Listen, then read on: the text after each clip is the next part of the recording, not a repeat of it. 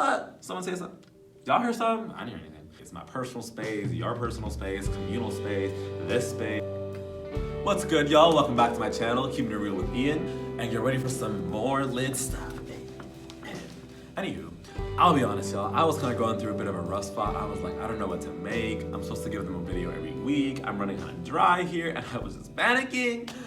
But you know me. You know I was stay trying to be true to myself, stay trying to be honest. And so I was like, alright, let me try to ask them what they want so that I can give them something from me that they want. So I put a poll on Twitter. Apparently, y'all really want me to talk about love. I'm pretty sure it's because Valentine's Day is right around the corner, coming up on Friday. Shout out to all my single people who'll be home alone eating chocolate all day long. But y'all really want me to talk about Valentine's Day. So I was like, okay. You know, I have a few thoughts about love. I got a few little opinions of my own. So get ready, sit down, grab some hot piping tea. We gotta talk about relationships. Let's be real. Relationships are everywhere. We're always in them. Anytime we talk to anyone, interact with anyone, boom, relationship. Now you might be thinking, Ian, that's not true. I'm not dating everyone. You're right.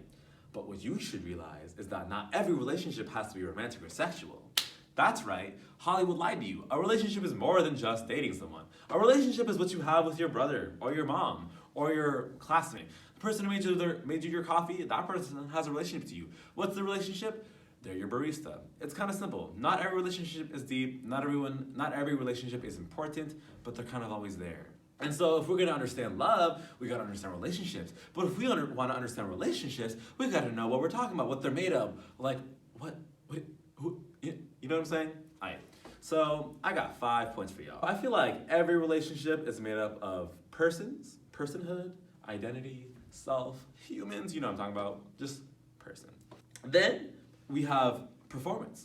You heard me right, we're all performing at all times when we're in relationships. You might not think you are. You might even say, Ian, I'm dead chilling, like, bro, I'm not really doing anything. What do you mean performing? But the gag is, every single time you talk to someone, every single time you interact with someone, or share any kind of exchange, like you are portraying yourself in some kind of way. So you're performing. Then we have perception, the way you see people. We got interaction, just the actual like moment of exchange, you know what I'm saying? And then we have space. Because y'all hear a lot about space nowadays. My personal space, your personal space, communal space, this space, anywho.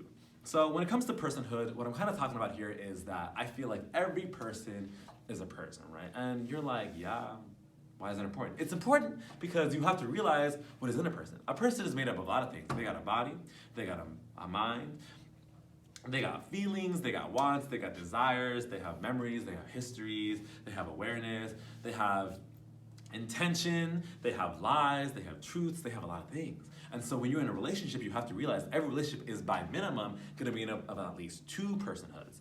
And that's important because it means that there is an interaction happening between 2 humans. And y'all know we talk a lot about human rights nowadays, but you need to know that every person has a personhood. And it's because every person has a personhood that every single human matters. And that's why we care about things like human rights. That's why we care about things like giving people love and homes and medicine and free education, am I right? Because they're a person and they got a personhood. And if they got a personhood, you should value it. The next thing is performance, like I was mentioning earlier.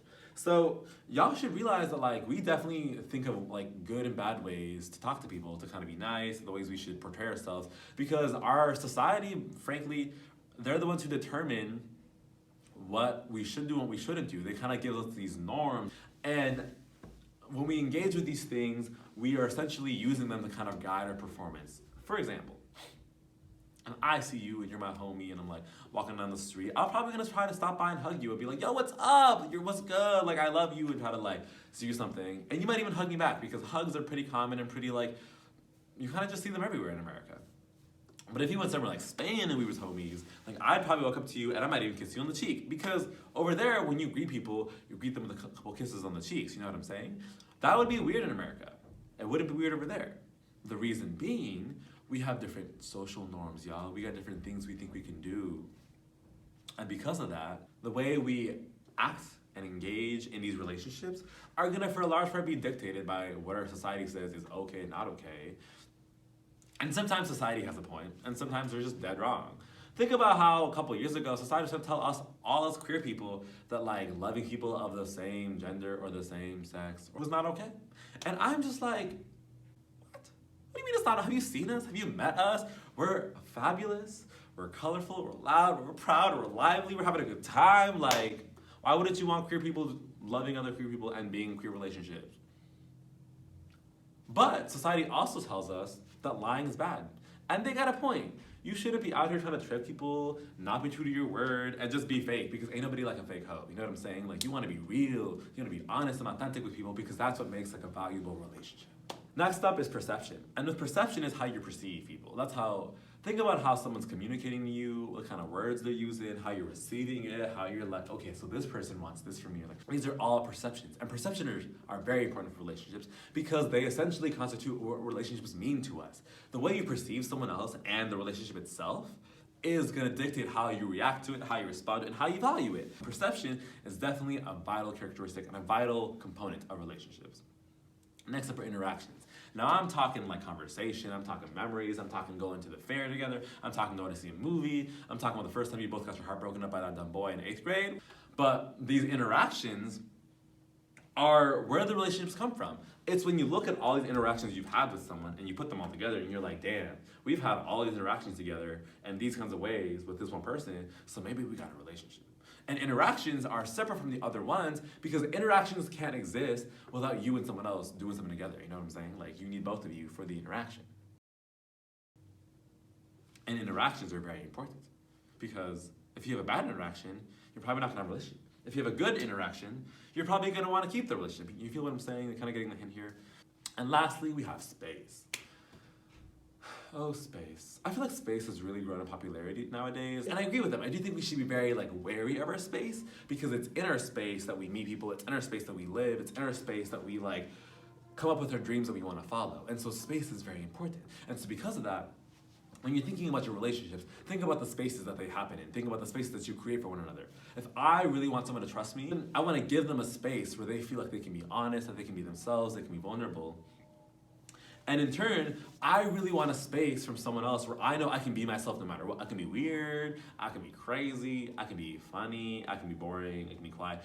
This YouTube channel is my space. It's the place where I go and I exist. It's a place where I interact with others.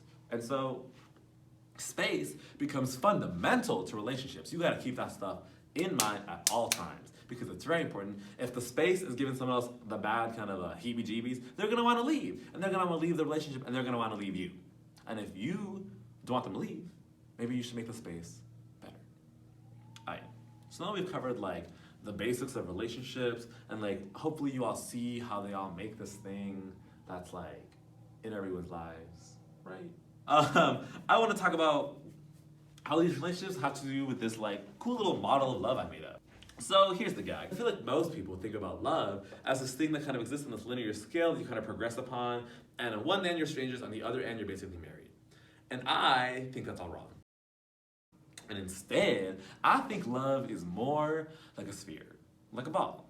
Pretend I'm holding, like, what should I think about? A dodgeball, right? Except pretend it's solid. I want you to think of like a solid dodgeball, through and through, I'm holding it here, whatever. And that's what I think love is. And I think love is this sphere that we all have one another. And when we begin to engage in relationship with them, I think it's like we begin to enter their sphere. It's like as if you started going into my dodgeball. And basically, this sphere is made up of an almost infinite amount of different planes. These planes all represent different kinds of ways that we can love one another and different kinds of ways that we can be in a relationship.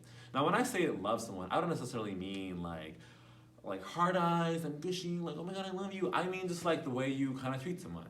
Anywho, there's a bunch of different types of planes of love. There could be a plane for like being brothers, there'd be a plane for being like classmates, for like you were like working on the same project together. There could be a plane for like the server at the restaurant bringing your sweet tea or something. All these planes are different kinds of relationships. And I think that when you meet someone, you enter in on that plane and you kind of start progressing in towards their core. Imagine that at the center of this dodgeball, there's like a little solid iron core in the middle. And that core, I think, is what is a person's like soul, basically. And I think that when you get closer with someone, you kind of start progressing towards that core. And theoretically, if you ever got to someone's core, I'm thinking y'all are becoming one. Like literally, you're merging, you're becoming one person. I don't think that actually ever happens, but theoretically, according to my little model, if it did happen, that's what would happen. You would become one. So basically, as you're kind of getting closer, you're getting more and more close, I think it's more and more time you spend with one another, the more experiences you have. You would call someone your bestie, right? You call them their bestie because they're kind of closer to your core. They've kind of made it like a deep way in that sphere. And I think that like the way we move to the sphere isn't going to be just like a straight shot. It could, like you can go in and then out, you can go over here as you're like, oh, we were just classmates when we met, but then we started working together, but then they became my friend, but then we stopped talking for a while, but then I saw them 2 months later and we were in the same class. It can change. And you can move all around. But basically, as I'm getting to know you, I'm getting closer to your sphere. And as you're getting to know me, you're getting closer to my sphere. But here's the real tea. The moment you get closer and closer and closer to that core, the more and more and more you become aware of all the other kinds of planes of love. If we're besties, but I met you just like we were in the same soccer team growing up in high school, right? And we became besties. I met you by being like a fellow team player. But as I'm now like one of your bestest friends, like I feel all sorts of ways about you. I feel like you're my brother. I see you as like my equal in classes. And that's why sometimes when y'all be catching feelings for your friends, I think that's why that happens. The reason you sometimes fall in love with a friend is because when you're near that core, you're kind of like exposed to all those other planes. And as you're exposed, you kind of like start to feel those feelings. You know what I'm saying? The sphere has a certain sector, and that sector is basically the sector that I think has to do with all feelings related to love and sex.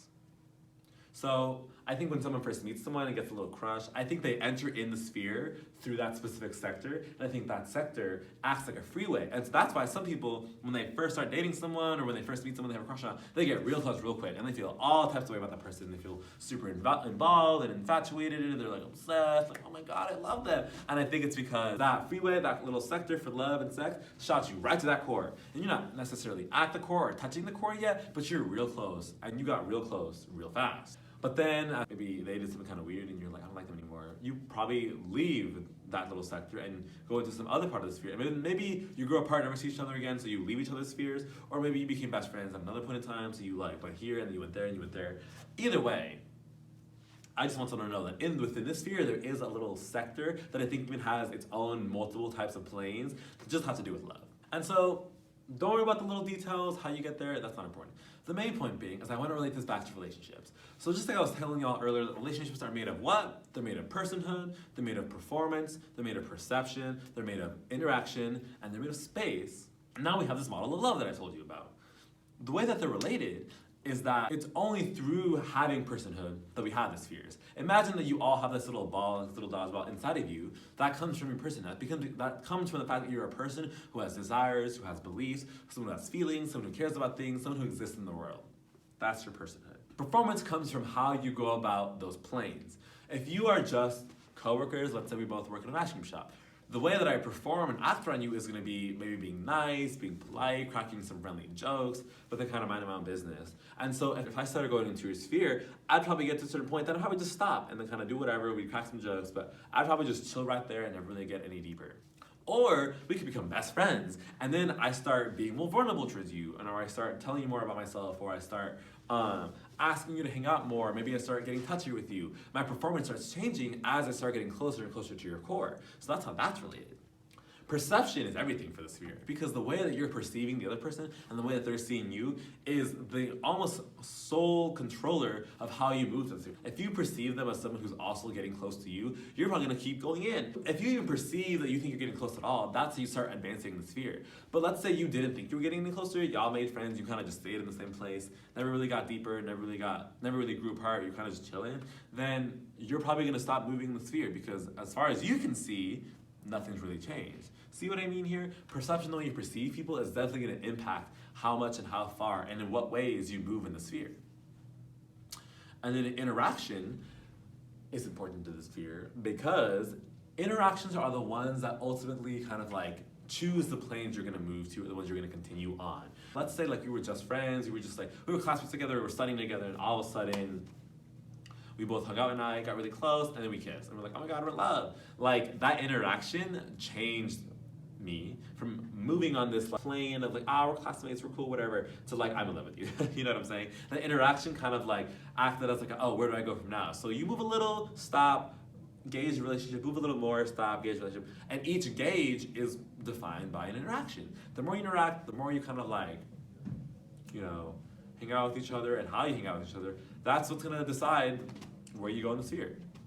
And lastly, space is important because space is what's providing you the ability to enter into their sphere at all. It's in spaces where you can be vulnerable, it's in spaces where you can interact at all that you were given the opportunity to kind of dive headfirst into their sphere. Damn. Oh, y'all hear that? Someone's getting lit outside. Okay. I think that's that on that, y'all. Those are my thoughts. Next time you see someone on Valentine's Day and you want to hit them up, think about their sphere. No, okay, maybe don't think about the sphere. But I think that's it for now, y'all. Please hit subscribe, like this video. Thanks for tuning in, y'all, and I'll see y'all next time. Deuces. What do you mean it's not? Have you seen us? Have you met us? We're fabulous. We're colorful. We're loud. We're proud. We're lively. We're having a good time. Like, for some more lit stuff. Anywho.